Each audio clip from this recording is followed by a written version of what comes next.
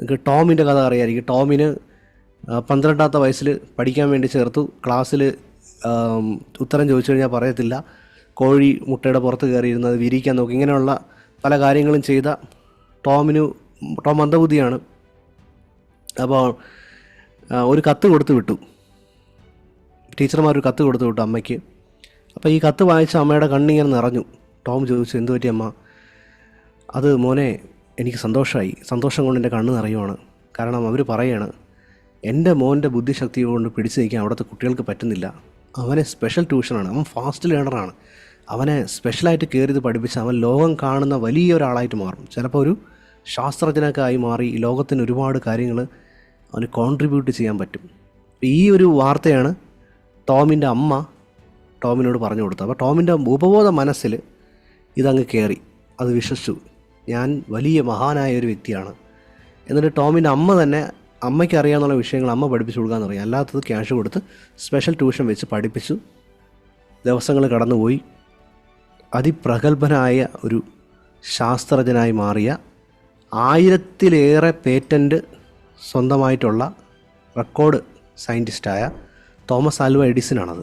ഇപ്പം നിങ്ങളിപ്പോൾ എന്നെ കണ്ടുകൊണ്ടിരിക്കുന്ന ഈ പ്രകാശം, നിങ്ങളുടെ ഫോണിലുള്ള പ്രകാശം അല്ലെങ്കിൽ നിങ്ങളുടെ ലാപ്ടോപ്പിലുള്ള പ്രകാശത്തിൻ്റെ പുറകിൽ തോമസ് ആൽവ എഡിസനാണ്. ബൾബ് അതിൽ നിന്നാണ് എല്ലാം വരുന്നത്. LED, പിന്നെ ഈ പറയുന്ന ഡിസ്പ്ലേ എല്ലാം വരുന്നത് അതിൽ നിന്നാണ്.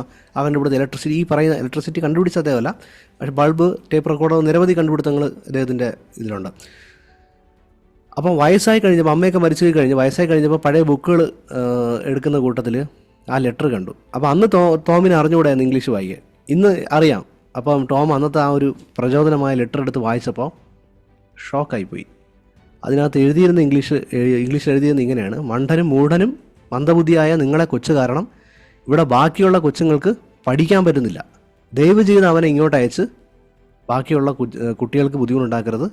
എൻ്റെ ക്ലാസ്സിൽ എന്നെ പഠിപ്പിക്കാൻ അനുവദിക്കണം, ഇവനെ ഇങ്ങോട്ട് അയക്കരുത്. ഇതായിരുന്നു അതിനകത്തുള്ള ഉള്ളടക്കം. പക്ഷേ ആ നിമിഷം ടോമിൻ്റെ അമ്മ തിരിച്ചാണത് പറഞ്ഞു കൊടുത്തത്. പിടികിട്ടുന്നുണ്ടോ?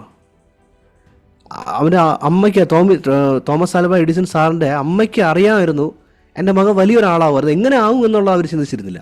ടോം അത് വിശ്വസിക്കുകയാണ്, എനിക്കത് എത്താൻ പറ്റും, എങ്ങനെ ഞാൻ എത്തും എന്നുള്ളത് ചിന്തിച്ചില്ല. നിങ്ങളെ കുഞ്ഞുങ്ങളോട് നിങ്ങൾ പറഞ്ഞു കൊടുക്കുന്നത് എന്താണ്? നിനക്കിത് പറ്റില്ല, നീ അവിടെ തോറ്റില്ലേ, അതുകൊണ്ട് നിനക്ക് പറ്റില്ല, നിനക്ക് ബുദ്ധിയുണ്ടെന്ന് തോന്നുന്നില്ല, നീ അവളെ കണ്ടുപിടി, അവനെ കണ്ടുപിടി, അവൻ കണക്കിലും എടുക്കാനാണ്, നിനക്കൊന്നും അറിഞ്ഞുകൂടല്ലോ. ഇങ്ങനെയാണ് പറയുന്നത്. നിങ്ങൾ സ്വന്തമായിട്ടുള്ള ജീവിതത്തിൽ ഇങ്ങനെയാണ് പറയുന്നത്. ഈ പറയുന്നതെല്ലാം ആര് കേൾക്കുന്നുണ്ട്? നിങ്ങളുടെ ഉപബോധ മനസ്സ് കേൾക്കുന്നുണ്ട്. ഉപബോധ മനസ്സ് അത് വിശ്വസിക്കാനും അതിന് സമാനമായിട്ടുള്ള കാര്യങ്ങൾ അട്രാക്റ്റ് ചെയ്തെടുക്കാനും തുടങ്ങും.